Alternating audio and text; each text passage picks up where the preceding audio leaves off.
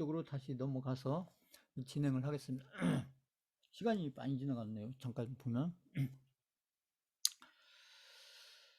자, 그래서 이제 템플턴처럼 이게 투자에, 특히 주식 투자에 성공을, 적은 성공해라, 이게 큰 성공, 어마어마하게 큰 성공을 하려면 이 템플턴이 했던 이런 방식, 아니면 템플턴이 했던 이런 생각들, 이런 것들이 뭐냐, 나하고 다른 부분이 뭐냐, 이제 그런 것들을 이 템플턴 책을 통해서 한번 본인하고 이 템플턴하고 어떻게 다른지, 어떤 부분에서 어떻게 다른지, 이런 것들을 자꾸 이렇게 이제 점검해 보시는 게 중요하다. 제가 늘 얘기했듯이 이 투자자는 남하고 비교할 필요 없어요. 나보다 잘하는 사람하고 비교할 필요도 없고, 나보다 못하는 사람하고 비교할 필요도 없고, 나하고 비슷한 사람하고 비교할 필요도 없고, 결국은 내가 비교해야 되는 것은 남이 아니고 자기 자신이에요. 자기 자신. 그 자기 자신 누구예요? 자기 자신, 게 과거에 나오고 지금 현재에 나오고 미래에 나오고. 그래서 내가 투자자로서 과거에는 어떤 투자자였고, 이 과거에는 어느 정도 실력을 가지고 있는 투자자였고, 지금은 내가 어느 정도 실력이 돼 있고, 그 다음에 내가 5년 후 10년 후에는 내 실력이 어느 정도 업그레이드 됐을 거냐. 이렇게 해서 본인 자신의 과거, 현재, 미래 이렇게 비교를 해야 그게 의미가 있고, 그래서 그걸 하기 위해서 이제 이게 템플텍 같은 책을 저희가 공부하면서 내가 이제 어떤 부분에 나를 이렇게 발전시켜 가야 되는지, 어떤 부분을 어떻게 바꿔 가야 되는 건지, 그 투자에 대한 생각이 됐던, 투자에 대한 어떤 그 방식이 됐던, 그런 것들을 내가 우리가 이렇게 해서 벤치마킹해서 우리가 아무튼 도움이 되고 또 참고가 될 만한 것들은 자기 걸로 만들어 가는 것이, 그것도 실전을 통해서 만들어 가는 것이 중요하다. 이제 그런 의미에서 이제 템플턴처럼 이렇게 실전에서 크게 성공했던 그런 분이 써놓은 책을 한번 이렇게 저희가 한번 쭉 한번 공부해보고, 그리고 저희가 어차피 또 실전을 하고 있으니까 저희가 어떤 이론만 공부하는 게 아니라 저희는 이론 공부하는 거 없어요. 이론은 저희가 최소한으로 제가 설명드리는 거고, 다 실전에 가는 것을 제가 설명을 드리고 있는 거고, 이제 그런 것을 이제 중간중간 한 번씩 정리해 보는 거고요. 그래서 다시 말씀드리지만 이제 결국은 이제 어떤 종목에 투자를 해야 되냐. 여기 주식이라는 것은 결국 종목을 얘기한 거죠. 종목. 어떤 종목에 투자해야 되냐. 지난주에도 말씀드렸지만 전망이 좋은 종목이 아니라 전망이 좋지 않은 종목. 전망이 좋지 않은 종목에 투자를 해야 되는데, 여기에서 이제 이렇게 잠재력이라고 해서 잠재력. 이 잠재력이라는 것은 지금 현재는 눈에 보이지 않는 것이죠. 그러니까 그 기업이 가지고 있는 어떤 포텐셜, 그 기업이 가지고 있는 어떤 잠재력, 그 기업이 가지고 있는 눈에 보이지 않는 능력, 이제 그런 것들을 투자자가 보려면 결국 그 기업에 대해서 관심을 가지고 그 기업에 대해서 계속 어떤 스크랩도 하고, 뭐 기사가 나오든 뭐 어떤 CEO에 대한 얘기가 됐던, 그 기업에 대한 얘기가 됐던, 어떤 이렇게 크든 적든 어떤 그런 내용들을 나름대로 이렇게 스크랩도 해가고 또 알아도 보고, 그런 것들을 이렇게 이제 수집해 가면서 정리를 해 가는데, 이 기업이 잠재력은 있는데 전망이 좋지 않다. 그렇죠. 그러니까 그래서 전망이 좋은 종목이 아니라 전망이 좋지 않은 종목에 투자를 해야 성공할 수 있다. 실패하는 게 아니라 성공할 수 있다. 그러니까 전망이 좋지 않은 종목에 투자하면 그게 실패를 할 거 아니냐. 이게 이제 그 하위, 그죠? 하위 99% 개인들, 99% 개인들이 갖고 있는 생각이라는 얘기죠. 이게 전망이 좋지 않은 그저 종목에 투자를 하면 그 실패하지. 그게 어떻게 성공하냐. 투자에 성공하려면 전망이 좋은 종목을 찾아서 투자를 해야지. 그러면 내 눈에 전망이 좋은 종목으로 보이면 다른 투자자들 눈에는 그렇게 안 보이겠냐는 얘기죠. 다 보이지 않겠어요? 내 눈에 보이면? 내 눈에 그 기업이 전망이 좋게 보이면 다른 투자자들 눈에는 그 종목이 좋게 보이지 않겠느냐는 얘기죠. 보면. 그러니까 내가 사면 다른 사람도 사고, 다른 사람이 사면 그저 나도 사고 그렇다는 얘기죠. 그게 왜 그러냐면 다른 사람들 눈에 전망이 좋게 보이면 내 눈에도 좋게 보이고, 내 눈에도 전망이 좋게 보이면 다른 사람 눈에도 좋게 보인다. 이런 얘기죠. 그러니까. 근데 저희가 해서 삼성전자를 100만 원대 살 때나 해서 셀트리온을 10만 원 살 때, 그때는, 그때는 제 눈에는 좋게 보이는데 다른 사람들 눈에는 좋게 안 보인다는 것이죠. 그게 보면. 이게 뭔가 달라야 된다 이런 얘기죠. 그 주위 사람들하고 똑같은 시각으로 보시면 안 되고, 그래서 첫 번째가 이렇게 전망이 좋은 종목이 아니고 전망이 좋지 않은 종목에 투자를 할 줄 알아야, 그래야 그 종목에서 성공할 수가 있고, 다만 이제 잠재력이 있어야 된다. 이게 잠재력이라는 게 좀 어려운 얘기죠. 이게 제가 그 재무제표에서도 설명을 드렸지만, 결국 이 잠재력이라는 것은 이게 이제 저희가 재무제표상으로 얘기하면 미래의 어떤 성장성을 얘기한 거죠. 성장성. 미래의 성장성. 그러니까 미래의 지금 성장성이 아니고 미래의 성장성이 있느냐. 그러니까 카카오 같은 이런 기업을 2만 원대 있을 때, 2만 원대 있을 때, 카카오 같은 기업이 2년 후, 3년 후에 이렇게 성장해 있겠다. 이런 것들이 눈에 보여야, 그래야 그때 2만 원일 때 뭐 1억도 베팅하고 2억도 베팅하고 3억도 베팅하고 이렇게 억대로 베팅을 할 수가 있다는 얘기죠. 이렇게 해서. 그래서 여기 나는 이게 템플턴이죠. 템플턴은 월스트리트면 이게 이제 그 세계적인 그 아무튼 애널리스트들 아니에요. 월스트리트의 애널리스트들이 참석하는 기업 행사, 그 다음에 설명이, 이게 투자 설명이죠. 그러니까 이런 기업 행사나 투자 설명에는 관심을 두었다. 이게 아니고 전혀 두지를 않았다는 얘기죠. 다르잖아요. 보세요. 이거. 여기 수강생분들 이거 배워야 되는 거예요. 이거. 제가 그 수강생분들이 그 10년 전에 처음에 지수가 우리 코스피 지수가 처음 2000 갈 때, 제 수강생분들이 오프라인에서 강의할 때 그 수강생들이 그때 그 증권사에서 이 투자 설명회를 많이 하죠. 특히 이렇게 지수가 막 좋고 지수가 잘 올라가고, 특히 강세장, 상승장이나 강세장 올라갈 때는 증권사에서 막 삼성증권, 미래에셋증권, 또 막 어디 증권 해가지고 이 투자 설명회를 굉장히 많이 합니다. 투자 설명회. 투자 설명회. 그러면 투자 설명회를 하면 수강생분들도 많이 가요. 가겠죠. 안 가면 이상하죠. 가죠.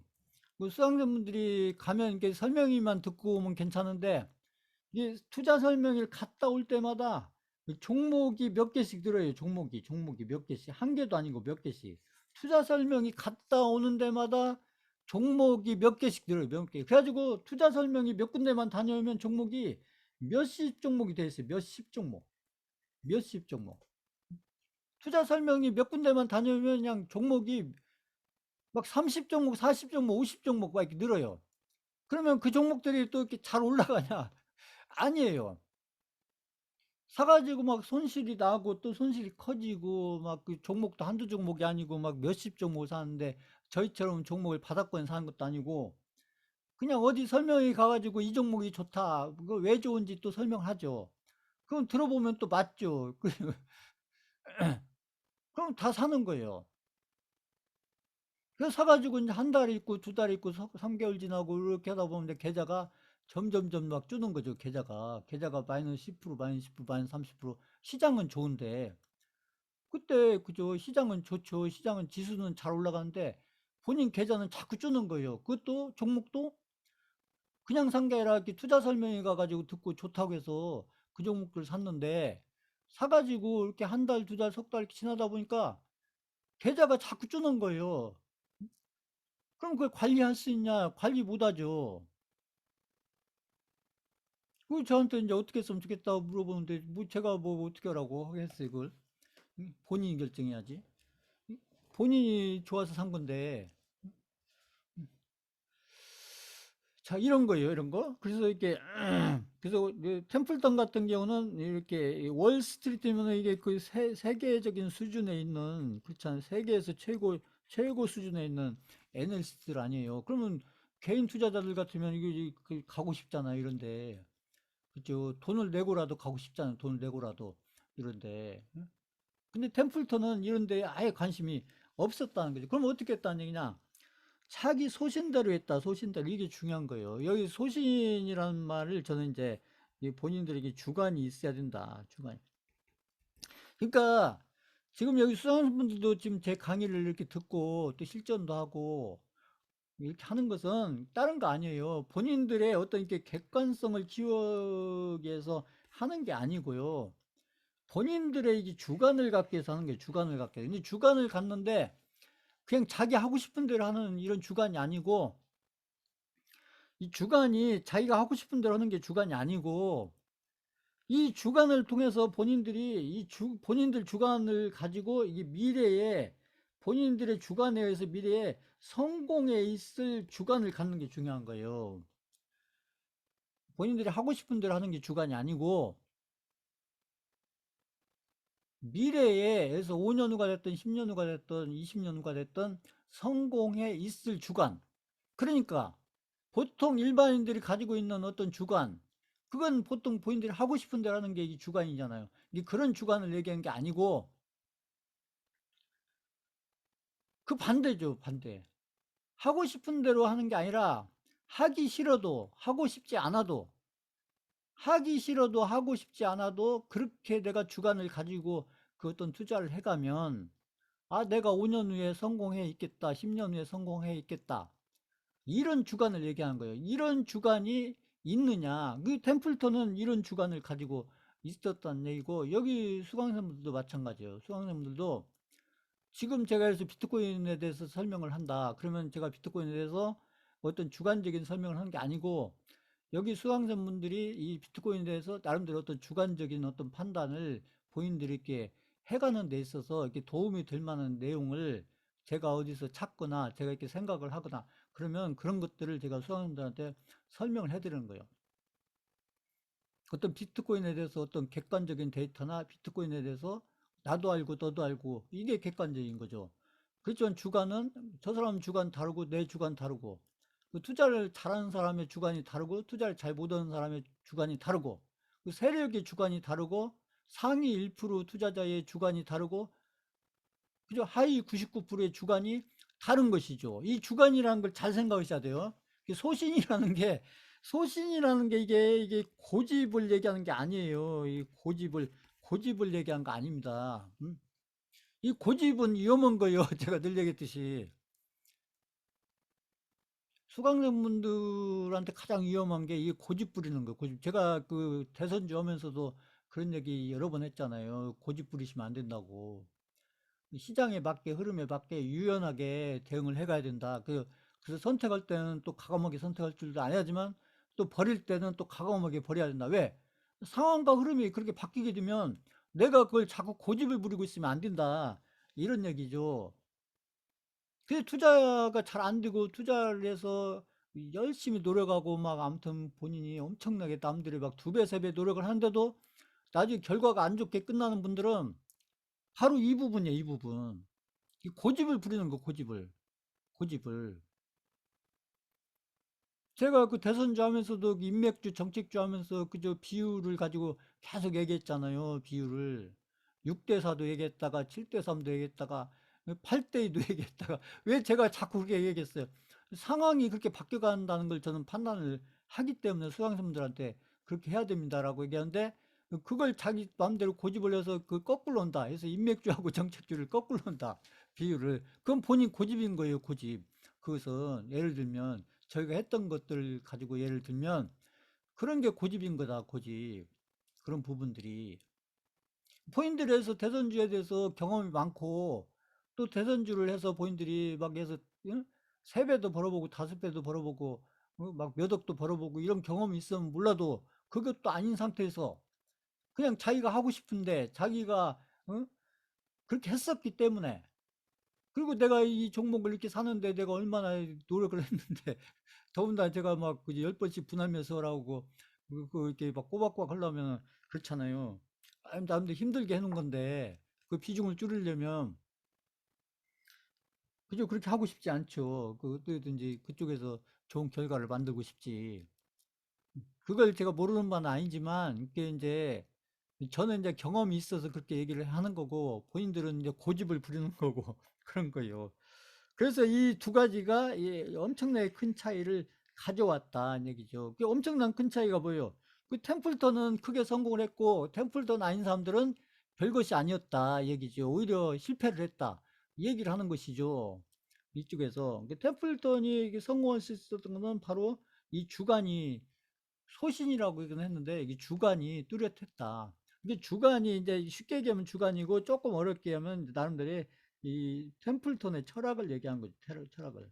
투자 철학. 템플턴의 투자 철학. 좀 어렵게 얘기하면 철학을 얘기하는 거고, 조금 우리가 이렇게 많이 쓰는 용어로 하면 소신 내지 이제 주관을 얘기하는데, 저는 이제 소신보다는 이 주관이 더 적절한 표현이 아닌가, 이렇게 생각이 듭니다. 자, 그 다음에 이제 템플턴은 이게 포카하고 주식 투자를 비교를 했는데, 저 포카나, 이게 포카는 이게 도박이죠, 도박. 포카는 도박이고, 이 주식 투자는 투자고. 그래서 하나는 도박이고, 하나는 투자인데, 이것도 제가 오프라인에서 이 도박하고, 투기하고, 투자하고, 이게 어떻게 다른지 제가 이렇게 몇 번 설명을 해드린 것 같은데, 결국 도박이 됐든 투자가 됐든 다 뭐냐면 이게 머니 게임이다. 머니 게임. 제가 늘 얘기했죠. 머니 게임. 머니 게임이 뭐냐? 결국 머니 게임이 그저 내가 남의 돈을 뺏어오냐, 내 돈을 남한테 뺏기냐. 이게 머니 게임. 그 돈을 누구나 뺏어오고 싶지 뺏기고 싶진 않잖아요. 돈을 뺏어 오거나 돈을 뺏기거나, 근데 이게 막 강도가 돈을 뺏고 이런 게 아니고, 나름대로 이제 이렇게 게임이라는 것은 나름대로 어떤 룰이 있는 거지. 룰이 어떤 룰이 있는 상태에서, 그 룰이 있는 상태에서 그게 이제 게임인 거죠. 게임. 그렇잖아요. 음? 룰을 있는 상태에서 그 어떤 게임을 하는데, 머니 게임이라는 것은 그 돈을 뺏어오냐 뺏겨오냐, 어떤 룰에 따라서, 그 룰에 따라서 돈을 뺏기거나 뺏어오거나. 그런데 이제 뺏고 뺏기는 게 결국 확률 게임이다. 그러니까 확률 게임이라는 것은 내가 10번을 하면 내가 이제 10번 하면 몇 번을 내가 수익을 내고 몇 번은 손실을 내냐. 이게 이제 우리가 투자에서 하는 얘기고, 10번 하면 내가 몇 번을 수익을 몇 번을 내고 손실을 몇 번 내냐. 결국 수익을 냈다는 것은 내가 남의 돈을 뺏어왔다는 얘기고, 손실이 났다는 것은 내가 내 돈을 누군지는 모르지만 남한테 뺏겼다는 얘기고. 그러면 내가 10번 중에 수익을 낸 경우가 몇 번 있고, 그래서 내가 똑같은 1,000만 원을 샀다. 그래서 10종목을 샀다는, 10종목을. 이 1,000만 원을 가지고 10종목, 1,000만 원씩 해서 10종목을 샀다. 그래서 10종목을 다 팔았는데, 그 수익을 낸 종목이 몇 종목이고 손실을 낸 종목이 몇 종목이냐. 이게 확률이라는 거죠. 그래서 내가 수익을 낸 것이 5번이고 손실을 난 거 5번이다. 그 확률로 따지면 이게 50% 확률인 거예요. 50% 확률. 그런데 투자에서 50% 확률은 의미가 없다는 얘기. 의미가 없다. 응? 그렇죠. 의미가 있으면 최소한도 확률이 한 60% 이상은 넘어가야 된다. 60%, 70%, 80% 이렇게 넘어가야 되는데, 본인들 투자 확률이 60%, 70%, 80% 이렇게 넘어가는 게 이게 쉽냐? 아니죠. 이게 어렵죠. 어렵다. 쉽지 않다. 얘기죠. 그래서 이 투자라는 것은 결국 이제 우리가 포카를 하려고 하는 게 아니고, 결국 주식에서 투자를 한다는 것은 결국 머니 게임인데, 결국 확률을 가지고 하는 머니 게임이다. 확률 게임인데, 그 예를 들면 10번을 해서 내가 몇 번 수익이 나느냐. 내가 100번을 해서 몇 번을 수익 내고 몇 번 수익 나냐. 나중에 내가 이렇게 10년, 20년을 하면 내가 해서 1000번을 해서 1000종목을 해가지고 1000번을 해서 몇 종목을 수익을 내고 몇 종목을 손실을 낼 거냐. 이게 확률인 거죠, 이게. 지금까지는 내가 몇 종목을 해가지고 모르죠, 몇 종목인지. 지금 제가 이제 쭉 이제 강의 시작하기 전에 저희가 몇 종목 팔았고 지금 저희가 몇 종목 가지고 있고 쭉 써드리고 있지만 이렇게 이제 기록을 해야 된다는 거죠.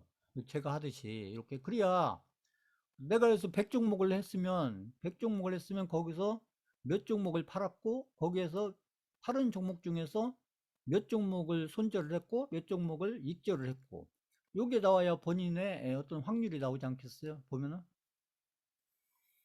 그게 확률이에요. 그래서 기록을 하셔야 된다. 이게 확률 게임이기 때문에 본인들이 내가 몇 프로 확률인지 몇 프로 확률인지를 알려면 본인들이 이 기록을 하셔야죠. 기록을 기록을 쭉 해야죠. 그래야 본인들의 확률을 알지 않겠어요? 이렇게요. 그러니까 아무튼 확률 게임이다. 확률 게임이다. 그냥 하는 게임이 아니고 확률 게임이다. 이게 중요해요. 확률 게임. 확률 게임이에요. 그래서 저희가 이제 그래요. 이거 제가 수특이 하는 얘기입니다. 이 부분. 손익계산서 저희가 공부한 거잖아요. 대차대조표. 여기 대차대조표. 이 대차대표가 아니죠. 제가 이 재무상태표죠. 이게 지금은 이게 재무상태표죠. 이게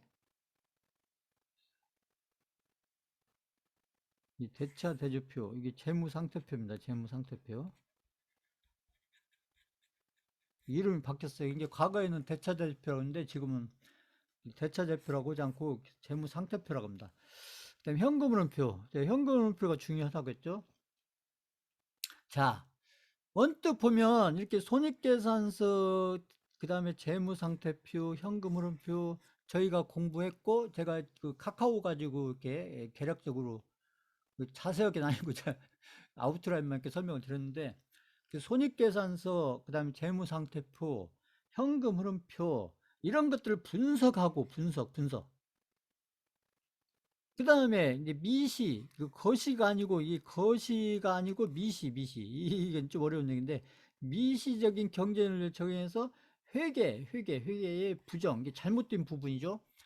회계에서 잘못된 부분을 찾아내고, 그 다음에 기업의 내재 가치를 평가를 하는데, 제가 이제 가치가 중요하다고 했는데, 이 이제 기업의 내재 가치를 평가하는데 뭐 어떤 기법으로 평가하냐면 회계 기법으로 평가한 게 회계 기법.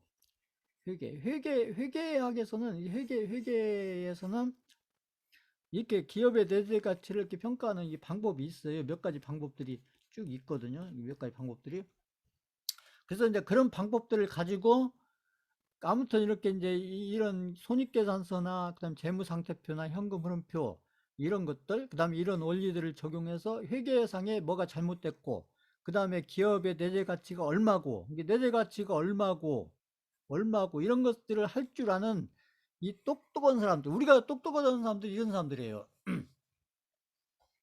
우리가 이렇게 저 사람이 아무튼 이렇게 경제에 대해서 잘 알고 회계에 대해서 잘 알고 생각해 보세요. 그러니까 이런 걸 잘하는 사람들이 대표적으로 누구예요? 이런 걸 잘하는 사람들이 회계사들 아니에요, 회계사들.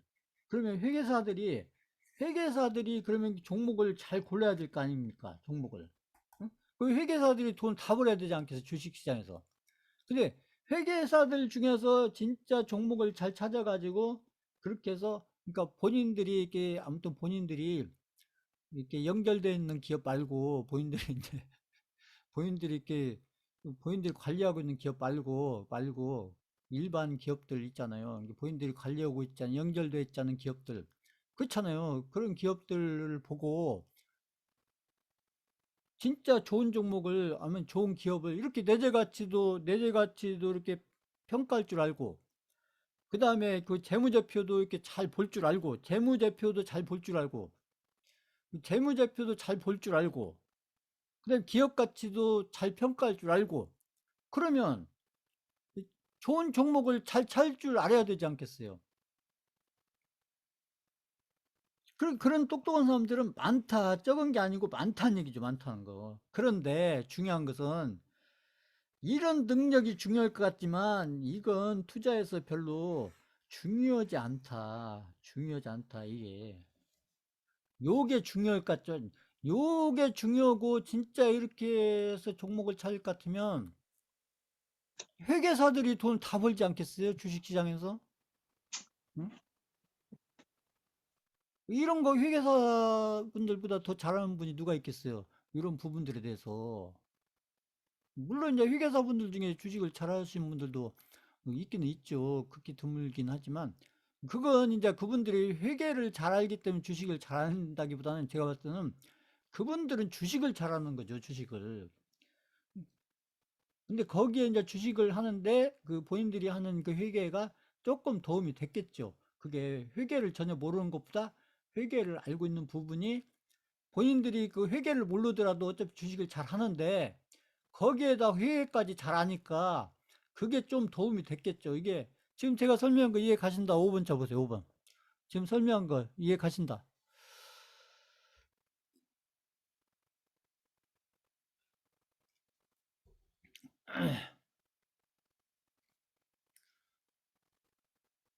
그래서 제가 그 강의하면서 분석이 중요한 게 아니다. 이 얘기를 계속 말씀드리는 거예요. 분석이 중요한 게 아니고, 이런 게 중요한 게 아니고, 진짜 중요한 것은 다른 데 있다. 이 얘기죠. 지금 그 얘기를 하고 싶은 거예요. 지금 돈 템플턴은.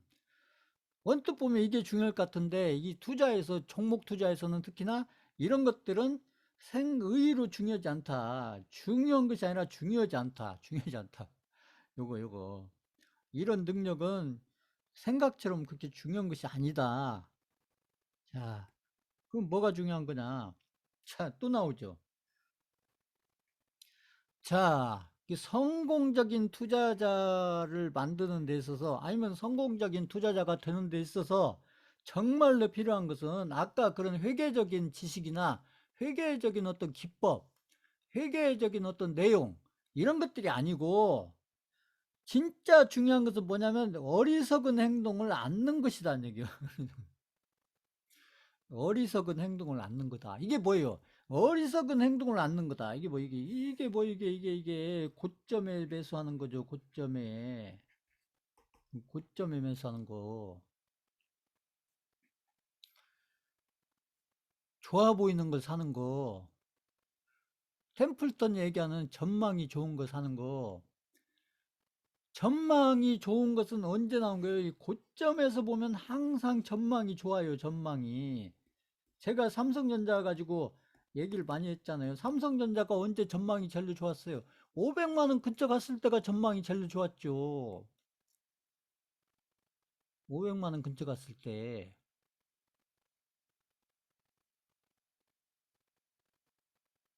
지금 이제 액면 분할해서 그런데 10만 원 근처 갔을 때 그렇잖아요. 그때가 전망이 제일 좋았잖아요. 전망이. 그게 어리석은 행동이라는 거죠. 그게 아까 얘기했던 그런 막 분석 능력이 중요한 게 아니고 아까 막 재무제표를 분석하고 어떤 기업에서 회계가 어떤 부분이 잘못되어 있는 걸 찾아내고 아까 기업 가치를 평가하고 그 기업 가치를 평가한다는 것은 제가 얘기하는 그런 가치하고는 좀 달라요. 회계에서 평가하는 그 기업 가치 그게 있어요. 기법이 있습니다. 그 회계에서 얘기하는 기업 가치 회계사들은 그 기업 가치 평가하는 그 기법이 필요해요. 제가 전에도 한번 설명드렸는데 여기서 이제 회계사를 통해서 그 M&A 그죠? M&A 같은 거 하려면 어쨌거나 평가를 해야 되니까 M&A 이런 걸 하려면 기업을 평가를 해야 기업의 가치를 평가를 해야 그 가치를 평가해야 가격을 매기지 않겠어요. 가격을 협상 가격이 되겠지만 아무튼 그래서 그러니까 여기서 회계사들이 기업 가치를 평가한 것은 투자를 하기 위해서 기업 가치를 평가한 게 아니고 어떤 종목을 찾아서 그걸 사가지고 막 두 배를 벌 거냐 세 배를 벌 거냐 이걸 하기 위해서 그 기업의 가치를 평가하는 게 아니고 기업의 가격을 막 매겨서 그 M&A를 하기 위해서 하는 거예요. M&A를 하기 위해서. 그러니까 다르죠. 이게 저희 투자자들이 하는 그 가치 평가하고 회계사들이 하는 그 기업 가치는 같은 기업 가치 평가라는 단어를 쓰고 있지만 내용이 다르다, 의미가 다르다. 이게 저희한테 필요한 것은 이게 이제 좋은 종목을 찾기 위해서 그 2배도 벌고 3배도 벌고 4배도 벌고 이런 종목을 찾아내기 위해서, 그러기 위해서 저희는 기업 가치가 필요한 거고, 그래서 그런 기업 가치는 단지 어떤 숫자로 나오지 않는다, 이 얘기를 제가 하는 것이죠. 근데 이제 포커 게임도 마찬가지다, 이런 얘기고요.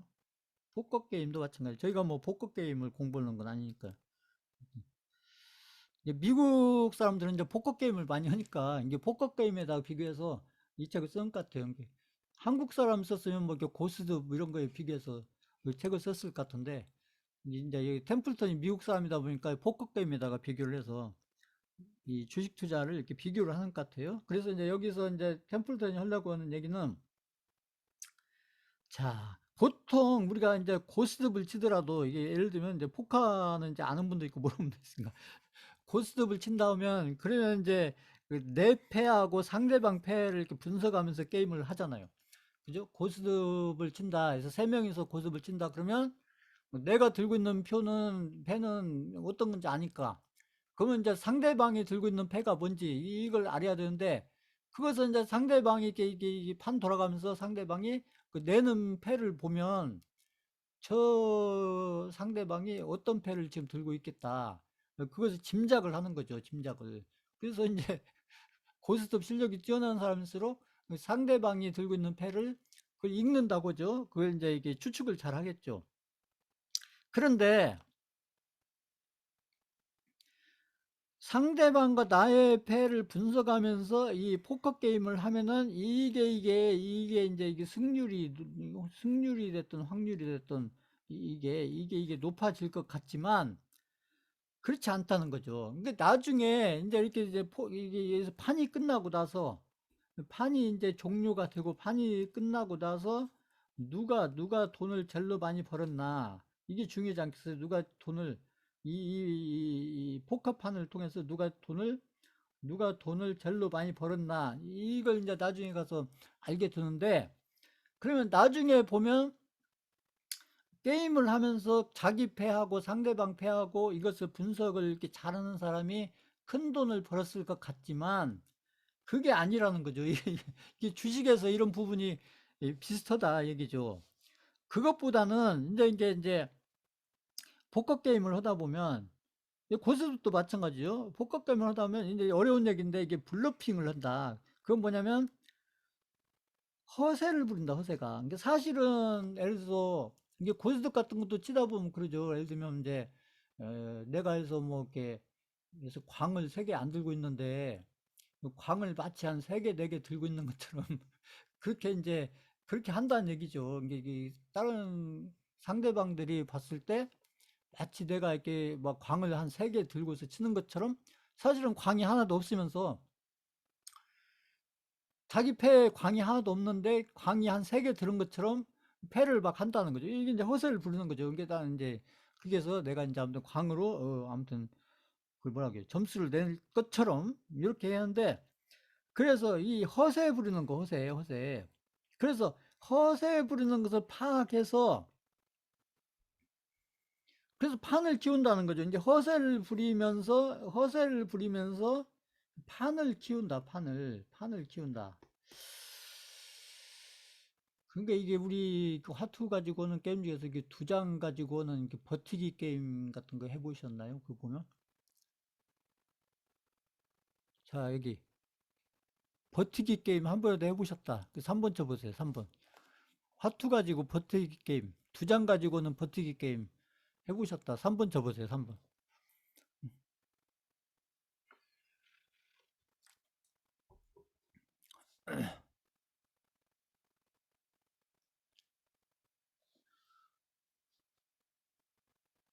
한 번도 안 해보셨는 건가요? 그거 뭘 가지고 생각. 자, 그래서 이 버티 게임 같은 게 이 포커 게임하고 좀 비슷한데, 이게 이제 이 포커를 보통 잘 모르시니까 이게 이제 보통 이제 고스톱 가지고 아까 제가 이제 고스톱 가지고 예를 들면 뭐 광도 그렇고, 그래서 청단이다 그러면 이렇게 청단이 한 장도 안 들고 있으면서 마치 청단을 막 한 2-3장 들고 있는 것처럼 이렇게 한다는 것이죠. 그리고 이제 고스톱을 치다 보면 나중에 이렇게 이게 3점이 났을 때 이게 고스톱을 예를 들면 고스톱 고스톱 한 번도 안 쳐본 분 3번 쳐보세요. 3번 고스톱 한 번도 안 쳐봤다. 3번 쳐보세요. 이 책에서 예를 이걸로 드러나가지고 좀 그러네 이게. 고스톱 한 번도 안 쳐보셨다. 3번 쳐보세요. 3번 안 쳐보시는 분들이 계시네. 어. 그럼 나머지 분들은 한 번씩은 다 쳐보셨다는 얘기인데, 이게 고스톱에서 보면 이게 좀 비슷한 것 같아요. 이게 고스톱이, 예를 들면 고스톱에서 보통 3점이 나면, 3점이 나면은, 3점이 나면 거기서 스톱을 할 수도 있고 고를 할 수 있는데, 자, 한번 볼게요. 자, 이게 고스톱을, 아니, 고스톱 쳐보신 분들, 고스톱이 이렇게 치다가 3점이 났다. 3점이 났다. 이게 본인은 3점이 나면 본인이 예를 들어서 주로 스톱을 하는 편이다. 나는 고를 하는 편이다. 내가 스톱을 하는 편이다. 그러면 스톱 한번 쳐보고 써보시고 나는 고를 하는 편이다. 고를 써보시고 한번 써보세요.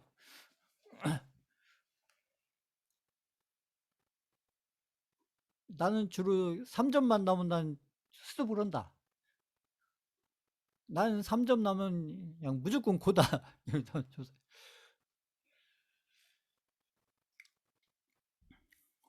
그렇죠.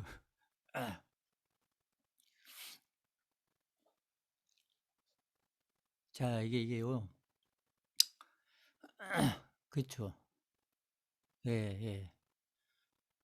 이제 상황에 따라, 상황에 따라서 내 패가 어떻게 들어왔고 상대방 패가 어떻게 들어왔는지 어느 정도 짐작을 하고 그 상황을 고려해서 내가 고를 할 건지 패를 할 건지 수습을 할 건지 이렇게 하는데 근데 그러면 이렇게 상황을 보고 고를 할 건지 수습을 할 건지 이렇게 결정을 하시면 자 내가 상황을 판단해서 이게 분석이에요. 상황을 판단하는 게 분석입니다. 내 패하고 그 상대방 패, 내 패하고 이게 판이 몇 판 돌면 점수가 날 정도의 판이면 판이 어느 정도 돌아간 거잖아요. 그 정도 되면 지금 내 패가 어떤 패고 그 상대방 패가 어떤 패인지 어느 정도 알잖아요. 알게 되는데 그 상태에서 상황을 판단해서 고를 할 건지 수습을 할 건지 이렇게 결정을 하게 되면 이렇게 상황을 분석해서 고를 할 건지 수습을 할 건지 이렇게 판단해서 결정을 하면 그러면 고스톱에서 막 10점짜리, 15점짜리, 20점짜리, 30점짜리 이런 대박이죠. 이게 고스톱의 대박이죠. 이렇게 상황을 분석해서 고를 할 건지 수습을 할 건지 이것을 결정하면 대박이 날 수 있을까요? 없을까요? 이거 한번 채팅창에 써보세요.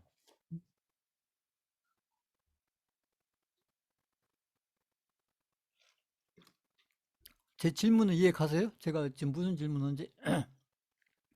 고스톱 한 번도 안 쳐보신 분들은 이게 무슨 말인지 모르실 거고. 자, 내가 지금 3점이 났다. 근데 지금 내 패가 어떤 패고 지금 나머지 두 사람 패가 어떤 패인지 내가 이렇게 계산해가지고 분석해서 그렇게 해서 판단을 하는 경우하고 이렇게 분석을 안 치고 일단은 대박이 나려면 고를 해야 되잖아요. 고를. 분석을 하지 않고 그냥 무조건 고 하는 거하고 이렇게 분석을 해서 고를 할 건지 수습을 할 건지 이렇게 해서 고를 결정하는 거고 그래서 내가 유리할 것 같으니까 고를 하고 내가 불리할 것 같으면 수습을 하고 이게 분석이죠. 그러니까 내가 분석을 해서 상황 판단을 해서 이렇게 해서 고를 결정하는 경우하고 그냥 무조건 고 하는 경우하고 누가 대박이 날까요? 그거 한번 채팅 잘 써보세요.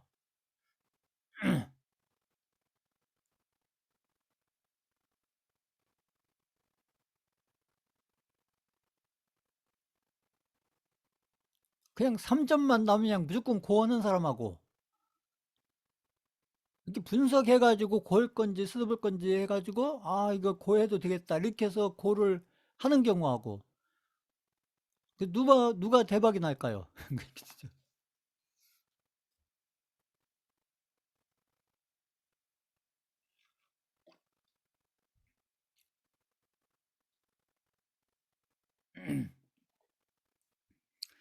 그렇죠. 이게 지금 템플턴이 하는 얘기입니다. 이게.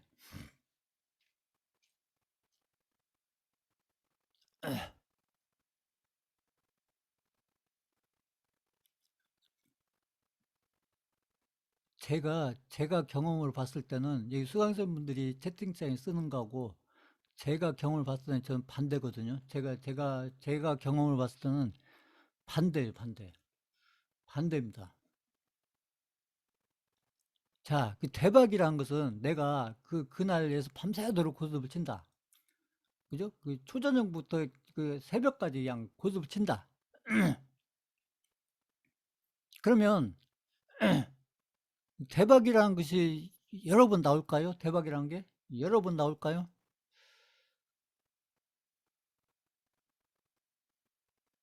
제가 봤을 때 대박은 한두 번 나와요. 한두 번, 한두 번. 한두 번 나옵니다. 그런데 이거 제가 지난주에 그 상장 페이지에서 질문해가지고 그 설명거나 비슷한 설명이에요. 이게. 비슷한 설명입니다. 이거 생각을 해보세요. 여기서 대박이라는 것을 잘 생각해 보셔야 되는데, 이 투자에서도 이게 비슷하다는 거예요. 지금 이걸 왜 제가 길게 설명하냐면, 이게 일반인들 생각은 이거죠. 아까 이렇게 상황을 보고 고할 건지 수습을 건지 이렇게 하면 더 대박이 날 것 같지만, 이게 템플턴이 지금 하는 얘기입니다. 이게 상황 판단을 해서 고할 건지 수습을 하면은 그게 실수를 줄여서 그게 성공 확률을 높여가지고 그게 쌓이면 대박이 될 것 같지만 그게 아니라는 거예요. 그건 제 경험으로도 그렇고 그 부분은. 자, 아무튼 그래서 대박은 그래서 밤새도록 하루 종일 밤새도록 치더라도 대박은 결국 한두 번 나오는 거야. 한두 번. 대박은 한두 번 나오는 거고, 그 한두 번의 대박을 만들어 내려면 설령 그 3점을 내가지고 그것을 해서 고를 했다가 그것을 뒤치기를 당한다고 하더라도 그냥 무조건 고를 해야 되는 거예요. 무조건. 한번 해보세요. 제가 하는 대로 고스톱 칠 게 있으면 한번 해보세요. 저는 그냥 3점 나오면 무조건 고입니다. 3점 나오면 저는 앞뒤 안 따지고 그냥 제 패도 상대방 패도 안 봐요. 저 그냥 무조건 고예요. 무조건 고. 한두 번 대박 나면 그걸로 끝이 나더라고요. 그걸로 해가지고 보면.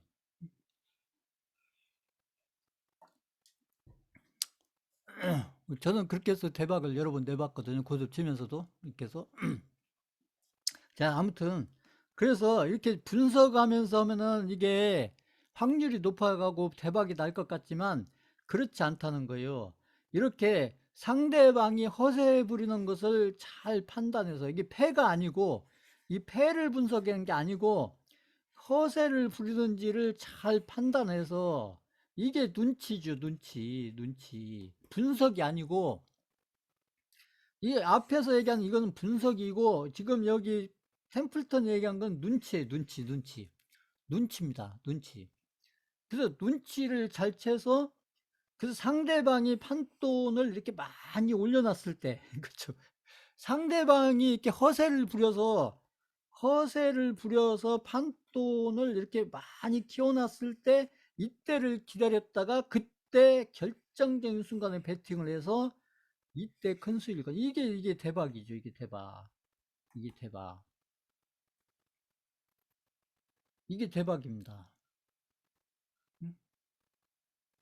이게 분석을 하면 왜 분석을 하면 이게 대박이 안 나냐면, 이 분석을 하면 이게 분석이 이게 100% 맞으면 100% 맞으면 이게 쌓여가지고 잘하면 대박이 날 수도 있겠지만, 아까 얘기했잖아요. 이게 100%가 날 수가 없기 때문에, 그래서 확률이라고 얘기한 거야. 아까 확률. 100%가 날 수가 없기 때문에 확률이라고 얘기를 하는 것이고, 그래서 어차피 분석을 아무리 잘해도 이 100% 확률을 만들 수는 없는 것이라는 얘기죠. 그러니까 거기에 베팅해서 대박을 만들려고 하는 것보다 차라리 상대방이 허세를 부리면서, 결국 판돈을 키우려면 허세를 어느 정도 부릴 수밖에 없다는 거죠. 그래서 허세를 부리면서 판돈을 키우는 것을 기다렸다가 그때 결정적으로 베팅이라서, 이게 굉장히 중요한 얘기죠. 그래서 큰 수익을 낸다. 이것이 훨씬 더 낫다. 훨씬 더 낫다. 그러니까 아까 제가 고스톱 가지고 질문했잖아요. 그러니까 내가 대박을 내려면 밤새도록 치는데 대박을 내려면 대박은 한두 번만 내면 되는 거야. 한두 번만. 그러면 한두 번 대박을 내려면 내가 매번 3점을 낼 수는 없잖아요. 그러니까 내가 3점을 냈을 때 그때 그걸 대박기로 연결을 해야 돼. 설령 그 실패를 한다 하더라도 내가 골을 했다가 상대방이 서로 밀어주기를 해가지고 3점이 난다고 할지라도 그냥 막 밀어붙여서 그래서 한두 번 대박을 내면 된다는 거죠.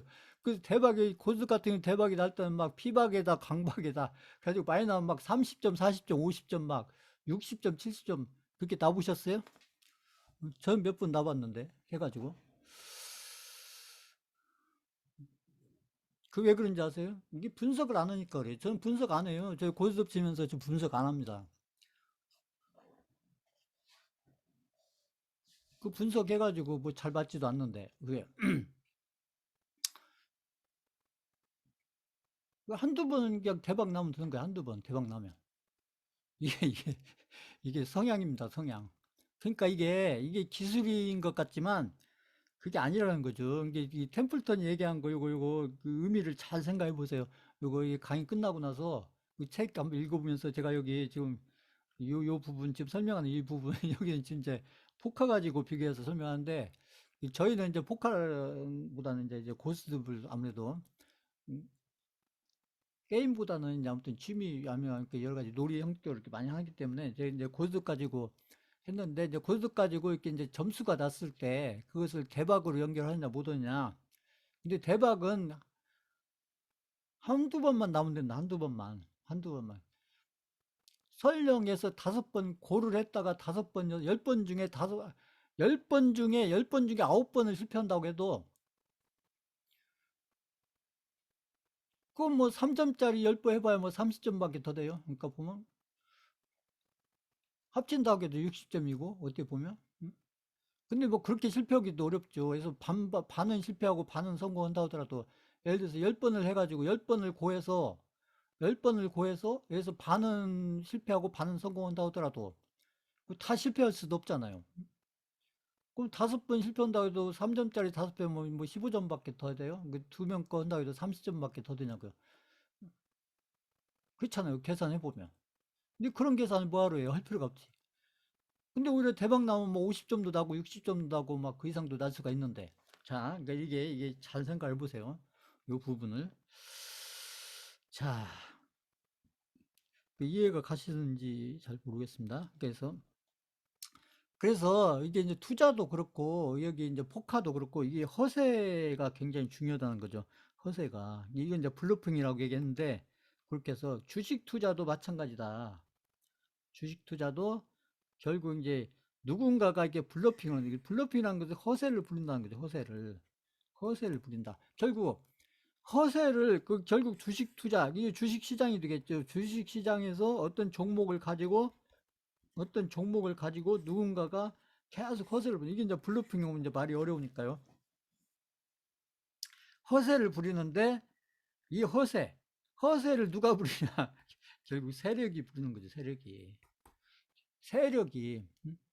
세력이 이 허세를 특히 어디서 부리겠어요? 어디서? 그래서 중요한 포인트는 이 세력이 허세를 부리고 있는 요 순간을 놓치지 않고 잡으려면 그냥 매수를 하시면 안 되고 그냥 매수를 하시면 이제 잘못하면 이게 고점을 매수할 수가 있다는 얘기죠. 고점에 매수를 하기 때문에 그래서 고점을 피해서 이렇게 세력이 허세를 부르는 구간이 어디겠어요? 세력이 세력이 허세를 부르는 구간이 고점권이겠어요? 바닥권이겠어요? 생각해 보세요. 세력이 허세를 부르는 구간이 고점권일까요? 바닥권일까요? 이거 한번 채팅창에 써보세요. 세력이 허세를 부르는 구간이 고점권일까요? 바닥권일까요?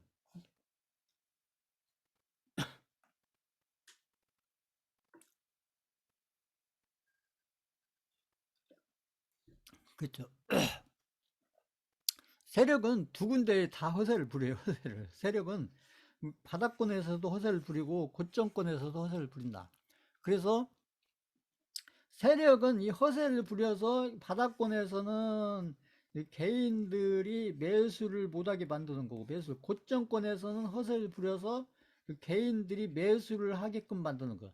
매수를 반대로 매수를 못하게 만들고, 이게 바닥권에서 허세를 부른다는 얘기는 뭐예요? 바닥권에서 이게 더 떨어질 것처럼 막 허세를 부른다. 더 떨어질 것처럼 이게 여기가 바닥권이 아니고 더 떨어질 것 같은 이렇게 허세를 부른다는 거죠.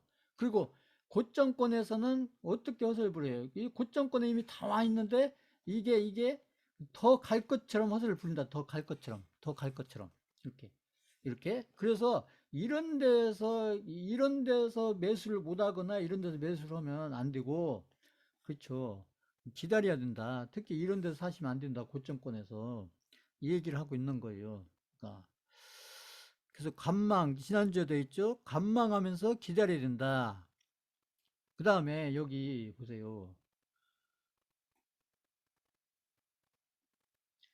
중요한 결정을 내릴 때는 자신의 직관을 따르라. 근데 이제 본인의 직관이 있느냐, 이게 문제죠. 자, 여기 직관, 이 직관이라는 부분을 제가 이게 오프라인에서 강의할 때 이 감각으로 계속 설명을 드렸던 거예요. 감각으로, 감각. 그 제가 세 가지 감각에 대해서 매 학기 제가 설명드렸잖아요. 세 가지 감각, 이게 세 가지 감각에 대해서, 그죠? 1번, 2번, 3번에서 세 가지 감각. 그래서 고점권, 보유기간, 그죠? 바닥권, 저점권, 그 세 가지 감각. 그래서 직관이라는 게 이게 바닥권은 바닥권대로 직관을 가지고 있어야 되고, 바닥권에 대한 직관이 있어야 되고, 이게 감각이죠. 그 다음에 고점권에 갔을 때는 고점권에서 이게 직관이 있어야 된다. 이게 어떤 분석이 아니라는 얘기죠. 분석이 아니고, 아까 설명드린 이 분석이, 이게 제가 하는 얘기가 아니고 템플턴이 하는 얘기입니다. 템플턴이 얘기를 하기를 중요한 결정이라는 게 뭐겠어요? 결국 투자에서는 매수를 할 건지, 매도를 할 건지, 매도를 할 건지, 보유를 할 건지, 이 세 가지 결정을 잘하면 되잖아요. 매수를 할 건지, 보유를 할 건지, 매도를 할 건지, 이 세 가지 결정을 잘하면 되는데, 이게 투자에서는 가장 중요한 결정이고, 세 가지 결정을 잘 하려면 이 얘기예요. 세 가지 결정을 잘 해야 되는데, 이것을 분석을 통해서 하는 게 아니고 본인의 어떤 직관이 있어야 된다. 직관이. 그래서 직관이 생기려면 어떻게 해야 직관이 생기냐? 결국 이게 경험이 있어야 된다는 거예요. 경험이. 어떤 경험이요? 결국 제가 늘 얘기하는 거, 이거. 이 바닥권에 사서 이제 고점권에서 매도하는 이런 경험을 한 번, 두 번, 세 번 이렇게 자꾸 해봐야 직관이 생긴다는 것이죠. 그래서 이런 직관이 생기게 되면 나중에는 이제 직관을 통해서 굳이 분석을 할 필요도 없이, 그 맞지도 않는 분석을 할 필요도 없이, 바닥권이면 직관으로 여기가 바닥권이구나. 그러니까 내가 매수를 해야 되겠구나. 그것도 매수도 조그마한 게 아니라 존 태플턴처럼 이렇게 풀매수를 해야 되는구나. 근데 고점권 같으면 그 분석을 해서 고점권을 아는 게 아니고, 고점권이니까 내가 가지고 있으면 여기서 과감하게 팔아야 된다. 여기서 망설이거나 그럴 필요 없이 과감하게 팔아야 된다. 그 얘기죠. 그 다음에 보유기간 안에서는 자꾸 그것을 갖다가 샀다 팔았다 하면 안 된다는 얘기죠. 보유기간 또한. 이게 다 직관이라는 거죠. 이게 분석이 아니고 직관. 이게 이제 감각이죠, 감각. 직관이라는 거 감각이. 그러니까 여기서 얘기한 게 결국 이 분석이라는 것은 본인들이 자꾸 이게 객관적인 걸 찾으려고 하는 객관. 근데 투자에서 객관이 중요할 것 같지만 그게 아니라는 거예요. 이거 지금 템플턴도 엄청나게 강조하고 있잖아요. 이 부분을. 그러니까 그러면 이런 좋은 직관이 성공하려면 이런 경험을 통해서 본인들이 자꾸 성공을 해봐야 된다. 그러니까 시간이 걸리더라도, 고생을 하더라도, 지금처럼 시간이 걸리고 고생이 되더라도 인내심을 가지고 자꾸 참고 버티고 견디고 기다리고 이렇게 해서 자꾸 성공으로 끝내고 성공으로 끝내고 성공으로 끝내고 이것을 자꾸 반복을 해가야 그래야 본인들한테 직관이 생긴다는 거죠. 직관이. 이 직관이 뭐 하루 이틀에 생기고 그냥 몇 년만 생기고 그렇게 되겠어요. 제가 얘기했듯이 최소한 한 10년은 꾸준히 이런 패턴으로 해서 그래서 아까처럼 10년에서 한 10배 만들어 보고 이렇게 해야 그 과정을 통해서 돈을 버는 것도 중요하지만 그 과정을 통해서 이 직관이 생긴다는 게 중요한 거예요. 이 직관이라는 게 결국은 또 어려운 얘기를 하면 이게 이제 이게 통찰력이죠. 통찰력. 제가 비트코인은 통찰력이 있는 분들이 통찰력 있는 분들만 할 수 있다. 통찰력이 통찰, 인사이트. 영어로 얘기하면 인사이트. 인사이트. 인사이트. 그래서 통찰력과 인사이트가 중요한데 이게 이제 직관이란 게 통찰력과 인사이트를 얘기하는 거고 이 통찰력과 인사이트를 좀 쉽게 얘기하면 아까 제가 이게 주관이 되는 거예요. 주관이. 그래서 지금 비트코인 같은 경우도 분석이 중요한 게 아니고 이 비트코인에 대한 이 직관이 중요합니다. 직관. 이따가 비트코인 또 차트 보고 제가 설명드리겠지만 지금 비트코인에 대한 분석이 중요한 게 아니고 비트코인에 대한 직관이 중요한 게 직관. 근데 내가 비트코인 가지고 성공을 해본 적이 없는데 비트코인에 대한 직관이 있느냐. 이게 문제죠. 이게. 그러니까 이게 어려운 거예요. 처음 하신 분들이. 이게. 이 직관이 생긴다는 게 그것도 내가 투자에 도움이 되는 내 투자를 성공시켜 줄 수 있는 직관이 필요한 건데 내 투자를 10년에 10배 성공시켜 줄 수 있는 이런 직관을 키워가는 게 중요한 건데 이런 직관을 만들어가기 위해서 결국 우리가 그죠? 이런 공부를 하는 거예요. 이런 공부를. 그래서 제가 유튜브 이렇게 올려드린 자료들 이렇게 시간 나는 대로 이렇게 조금씩 이렇게 보셔라. 천천히 해서. 그냥 거기 종목만 보시고 이러지 마시고. 음, 그런 과정들 통해서 본인들이 자꾸 이런 직관을 키워가는 것이죠. 그렇게 해서 본인들 실력을 키우는 게 중요하지. 그제 강의를 듣고 제가 드리는 종목들 가지고 수익 좀 내고 이런 걸로 만족하시면 안 돼요. 제가 얘기한 거 저희는 이제 종목 가지고 실전을 해서 이런 바로 직관을 키워가려고 제가 그래서 제 배팅도 하고 그리고 조금 하면 안 되고 비중을 과감하게 실어서 해야 되고 이런 부분들이 제가 하는 얘기예요.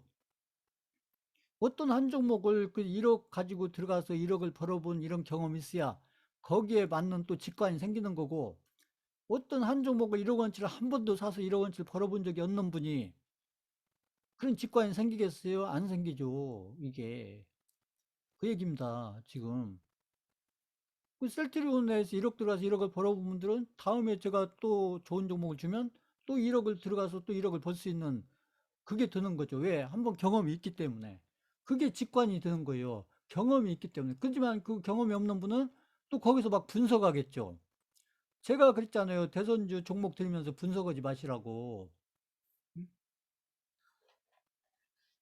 분석하지 마시라고. 괜히 이거 찾아보고 저 찾아보고 뭐 여기 알아보고 저기 알아보고 또 막 증권사 직원한테 알아보고 물어보고 그런 거 하지 마세요. 이거 아무 의미 없습니다. 그런 거. 자, 앞에서 제가 좀 다른 설명 좀 쭉 하느라고 이쪽은 진도를 많이는 못 나갔습니다. 이렇게 해서 잠깐 한 5분 쉬었다가 있습니다. 5분.